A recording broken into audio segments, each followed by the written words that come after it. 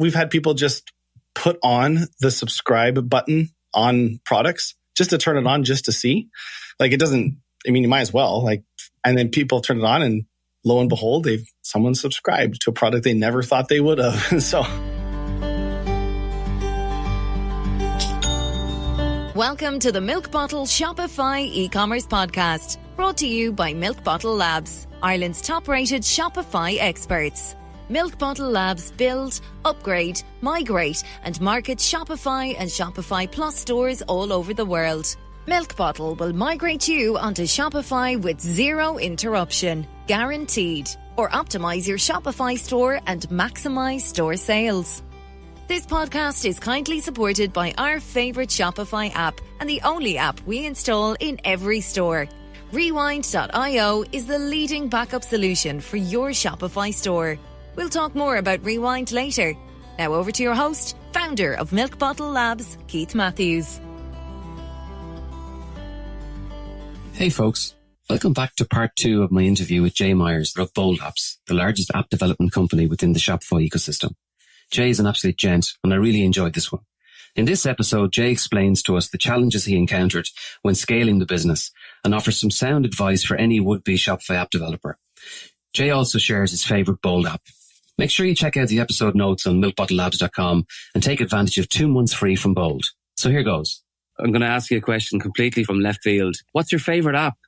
Our Bold subscriptions app is really, I mean, it's hard to say. Like that one I just feel is near and dear to my heart. Like early on, I was really involved in, I'm still very involved in a lot of the products, but we have amazing product managers now for all of our apps that they do all the market research. They talk to all the customers and they, getting feedback and building features. But, early on, I was involved in intimately. And then, that was one of the last ones I was like intimately involved in the beginning. And obviously it's changed a ton right now, but it's my favorite app for, I guess, a couple of reasons. One is I think the app is a solid app.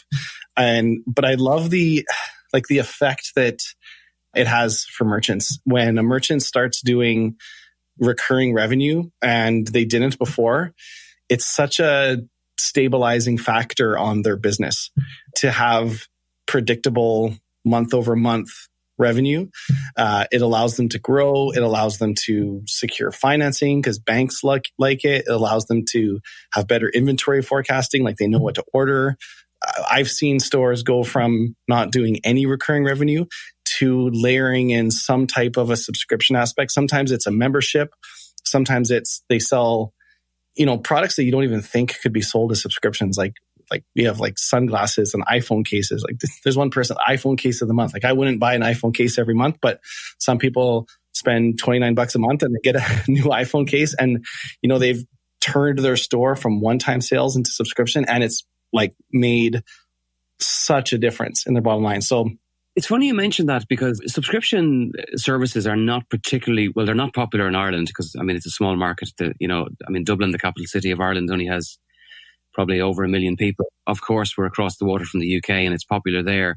But you mentioned your primary market is the US. Would you see that subscription model being very popular in the US more than anywhere else?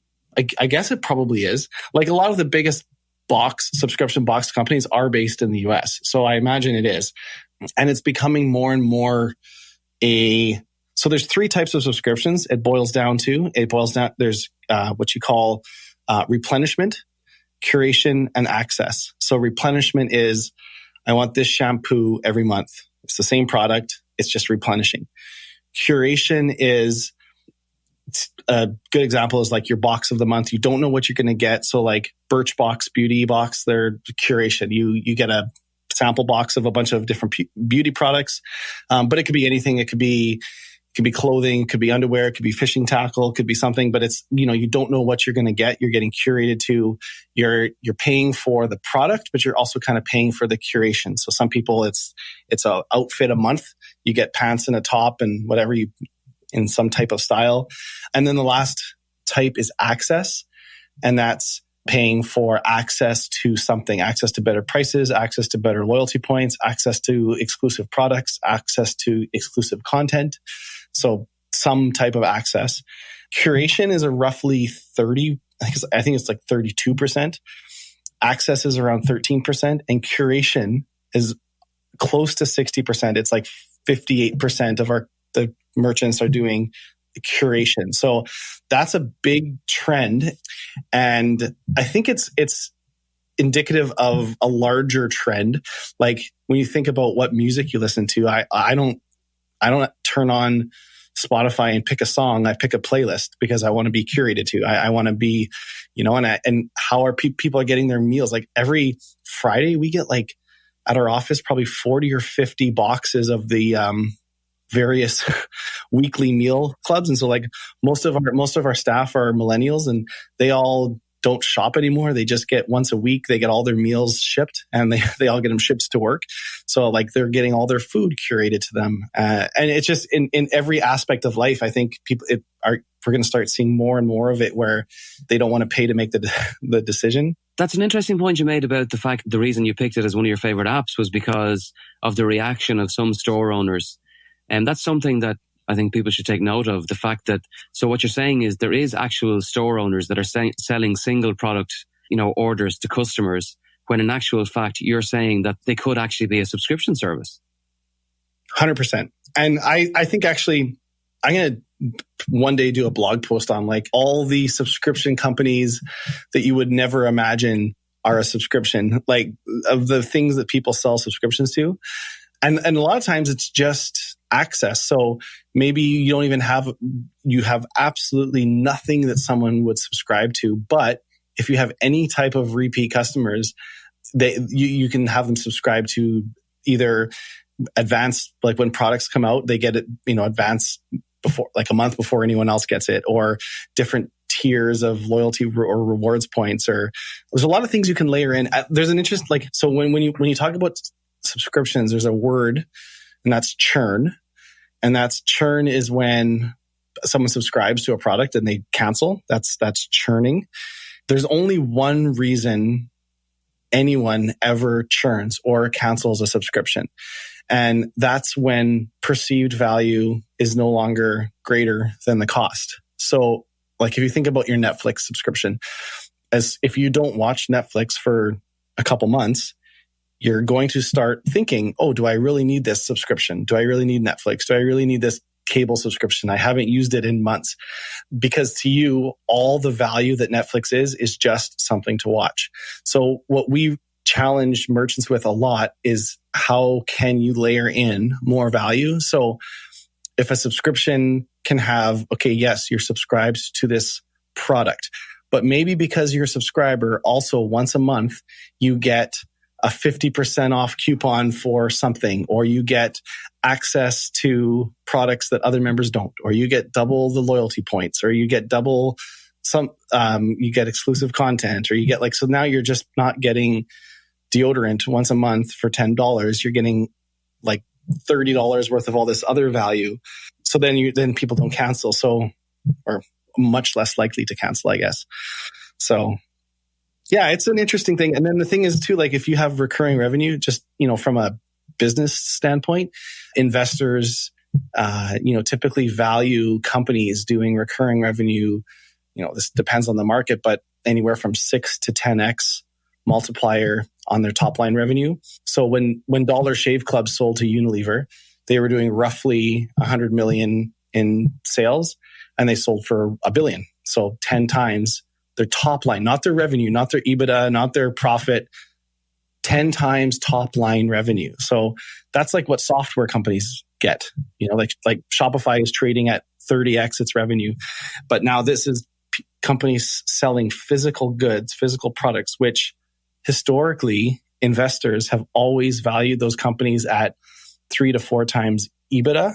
I don't know if you guys do refer to, yeah. So like basically and that's been the way that investors have valued physical good companies forever, but subscription-based companies get valued very similar to SaaS software companies. Just to summarize, based on your experience in the market, what you're saying is if you can build a successful standard e-commerce store, everybody should consider a subscription service. And then in the future, ultimately, your business could be worth more money in the long run. Yeah, absolutely. You know what? We've had people just put on the subscribe button on products just to turn it on, just to see. Like it doesn't, you might as well, like And then people turn it on and lo and behold, someone subscribed to a product they never thought they would have. So, and Jay, just to dovetail slightly into another one of your apps, which I'm personally very impressed with, is your cashier app. You mentioned you just discussed there the subscription app. Do you have to stack the cashier app with the subscription app to use it, or is there any benefit to using the cashier app? Like, if you use the cashier app with the subscription, you're obviously going to get your one-page checkout, isn't that right? Well, yeah, you'll get all the benefits. So you don't have to, but like we encourage people to, but you definitely don't have to. I'll give you the super quick history of cashier. So we used to have a big services side of our company. We're pretty much just product now. We find partners for, like, if anyone comes to us and like wants like a site build, we would refer them to a partner. We don't really do anything on the services side anymore, but we used to do a lot. And it was quite common that merchants always needed some customization in the checkout. We actually kept building multiple different custom checkouts for larger brands. Like the first one we ever did was Time Life wanted the ability to do five easy payments of $19.99 because they sell DVD packet or sets, and so they needed time payments. So we built a custom checkout for them to do that. And then we had Chef, which is a large food delivery place in New York. They needed stored accounts so customers could just select which payment method they want to use from a pre-existing one. So we had to build them a custom checkout for that. And then it kept going on, and we had just had a whole bunch of these checkouts out there. And one day we kind of just thought, like, why don't we just build a checkout that's completely API driven that we can use internally, and then that one day we can open up and that we can integrate all of our apps with, that we can let other developers use. Like, there's other agencies that use it as a solution because it's very easy to build on top of. But it adds, so a number of apps integrate with it. Like if you use our loyalty points app, you can use loyalty points just like a currency in the checkout. You don't have to use a coupon code, so you can pay with points. So you can pay with like a certain amount on your credit card, a certain amount with loyalty points, and you can still use a coupon code if you want, because I know a lot of times you have to use a coupon code in there. If you use our multi-currency app, it can actually do the billing in the checkout with up to, I think it supports 153 different currencies and even different gateways. So the way we do it is it actually swaps out the gateway. So like if you're charging in US dollars, it uses Stripe. If you're doing it in euros, it uses authorized.net, or it actually switches the gateway. With upsell, it enables upselling all through and after the checkout, which has been, upsells after checkout triple the conversion of upsells before checkout. Let's take a short break and I'll share the one app we install on every Shopify build. The team at Rewind.io have developed the leading backup solution for Shopify. Did you know there is no way of recovering lost data from a Shopify store? Rewind.io automatically backs up your store data. In the event of a data loss, usually due to human error, Rewind enables you to rewind your store back to its previous state. It's so simple and is used by some of the world's leading Shopify agencies, such as Kurt Elster of EtherCycle and Kelly Vaughan at the Tap Room. If your store is gaining traction, you may have multiple users making changes. Often store owners allow team or app developers enter a store to add code. Sometimes mistakes happen and data gets deleted. You can reduce your business risk today and prevent a costly catastrophe by installing the Rewind.io app on your Shopify store. Get your first month of Rewind for free by simply responding to any of the welcome messages or emails you receive after you begin your 7-day trial and mention this podcast. Now, back to the interview. Just on that there, do you find that makes it very complicated for your customer? There's a lot of support required because, obviously we're installing apps on stores and your own apps on a regular basis, but you've just mentioned 4 apps there and the power of them. For example, the average user would never know that an upsell towards the end of the transaction is more successful than prior to the cart or to the checkout. So, and you've mentioned then if you use the multi-currency app, well then it'll flip the currency straight away and it'll move it across to a different gateway depending on the currency. So very quickly it gets very complex. When we go back to the staff that you're hiring, are they primarily helping successful stores utilize those apps together more successfully? Is that the core, besides the development team? Is there a large part of your hiring support and basically consultancy? Yeah, it's definitely a challenge for sure. You hit the nail on the head. And yes, we are close to 100 support staff now at Bold. And of actually probably more if you count. So of that, we've actually split out. We have 2 teams. We have our we just call it merchant success, but that's basically like helping anyone with any problems with any of the apps. And then we have a dedicated onboarding team, which is separate of support. They just work when people are like getting onboarded. And then we have we call it HVM. It's a high value merchant team. So basically, like, I think it kicks in when you're doing like 2 million a year or more, just to get like a dedicated account manager.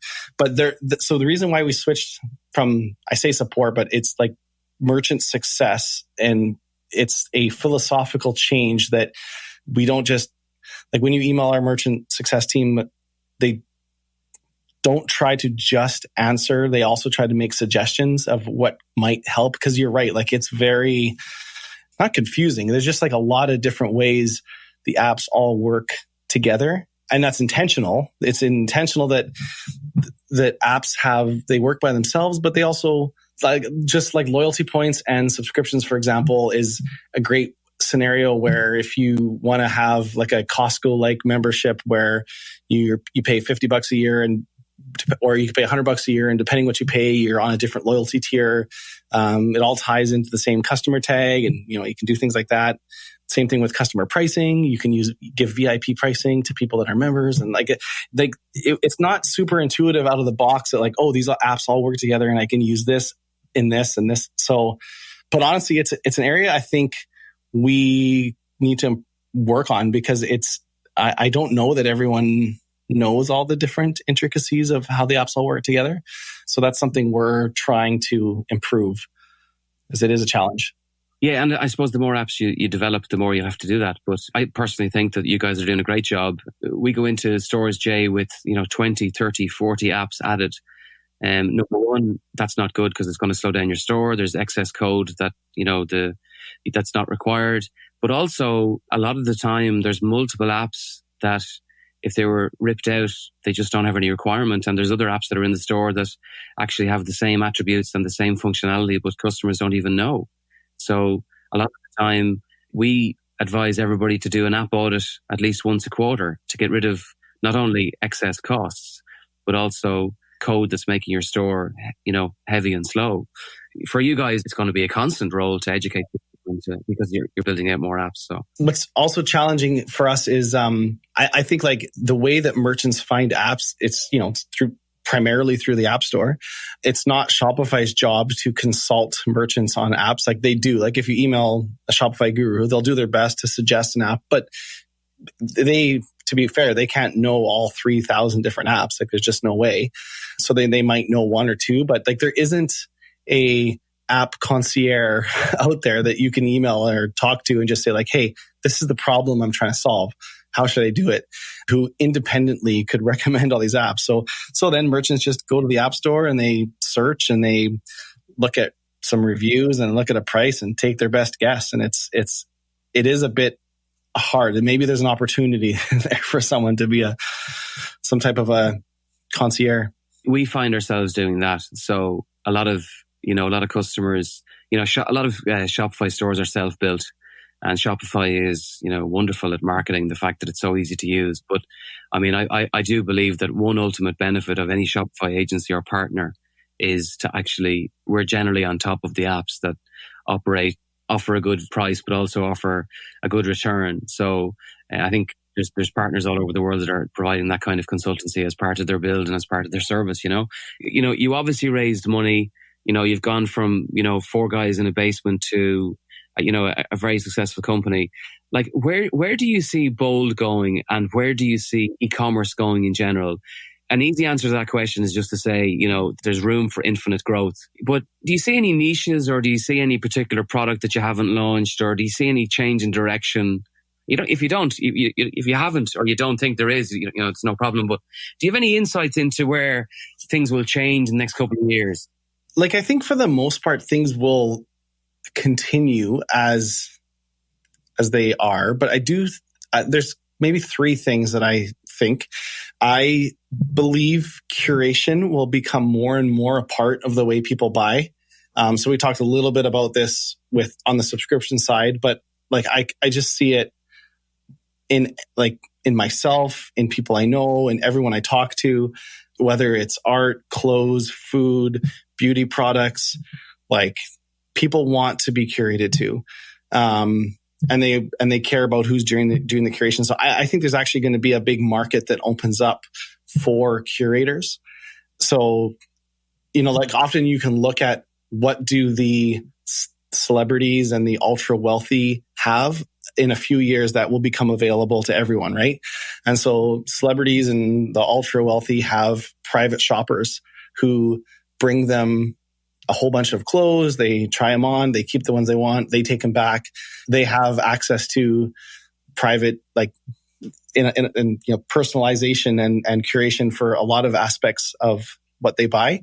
I think that'll eventually become available to everybody, to the masses. So that's one for sure.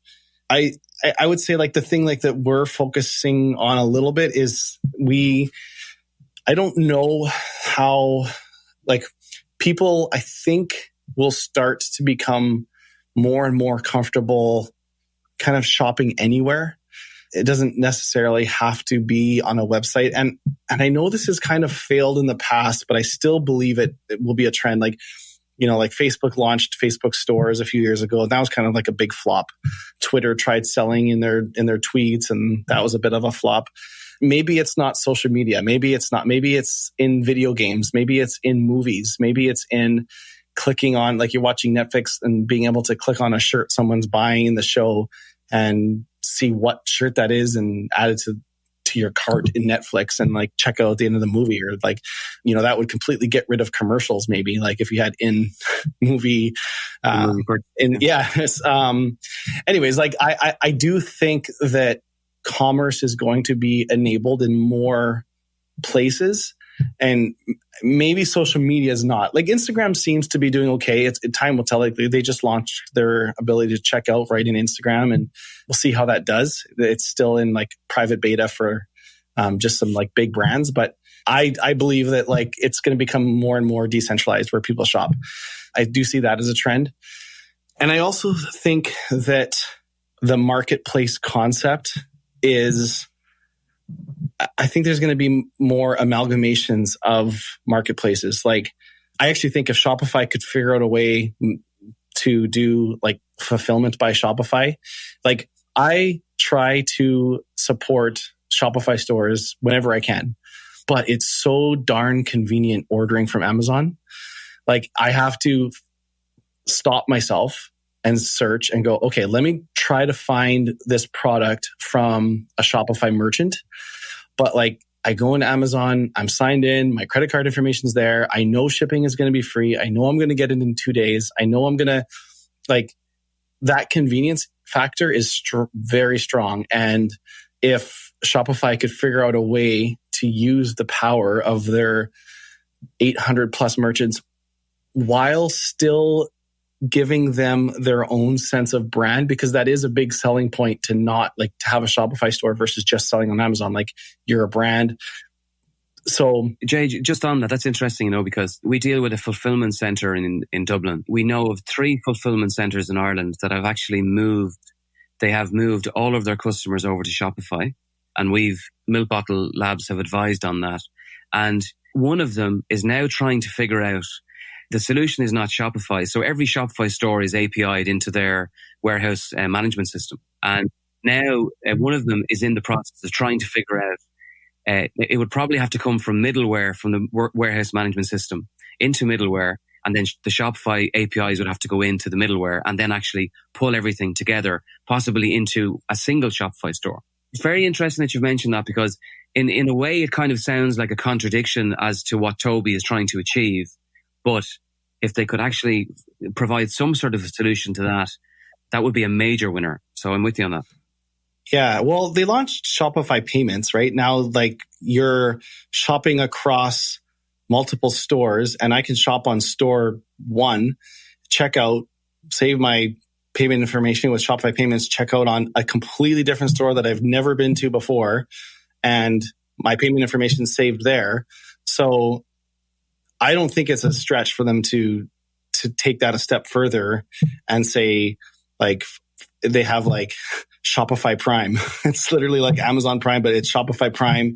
And, like if I could somehow shop across those stores and have like just be able to just click and know that my order is going to be in. Anyways, like I think whatever, like those barriers that are between like the very, very small pieces of friction that make your thumb go to Amazon versus, like the web and searching when you're buying products. Like I think if they could help remove that would be, I think so. I don't know. I could be wrong, but I feel like that's for me personally, that is sometimes why I'll buy from Amazon, because it literally just, I don't want to, it's that extra few minutes of shopping or searching somewhere else. So I think you're around the same vintage as me. I mean, the generation behind us, it's all about convenience. I mean, you already mentioned about the staff in your office, they get their pre-cooked meals or their ingredients for meals delivered to the office. So either way, we'd agree that it's exciting times, and the next 10 years are going to be wonderful for growth and also wonderful for everybody, wonderful for the merchant and wonderful for the consumer. So it's going to be good. Yeah, I think so. I think we're still, even though like, we're heavily involved in e-commerce space. So like to us, it seems mainstream, but when I look at, I kind of always have like my parents factor. I'm like, well, are they buying everything online? Well, no, they buy like 1 out of 100 purchases they'll buy online. I look at like that generation, and so I still think there's a lot of potential. And then when you consider the generation coming up, they're like, I have friends that have never stepped in a grocery store. Like they order everything online, or like the closest they'll get to it is they'll do the click and collect where they order it. They go to the parking lot and someone comes out and brings it to their car. And like, there'll be a generation coming up that doesn't really, like, they've got no reason to go in stores almost. Like so I still think the potential of growth is huge. Jay, it has been an absolute pleasure talking to you today. I really, really appreciate your time. I'm looking forward to see where Bold ends up in the next 5 years. Well, thank you so much, Keith. Thanks for having me on. Thanks for listening to the Milk Bottle Shopify e-commerce podcast. All of our episodes are available on Spotify and iTunes. We really appreciate the support of our sponsor, Rewind.io, the leading backup solution for your Shopify store. Get your first month of Rewind for free. Just respond to any of the welcome messages or emails after you begin your 7-day free trial and mention our podcast. Until the next time, take care.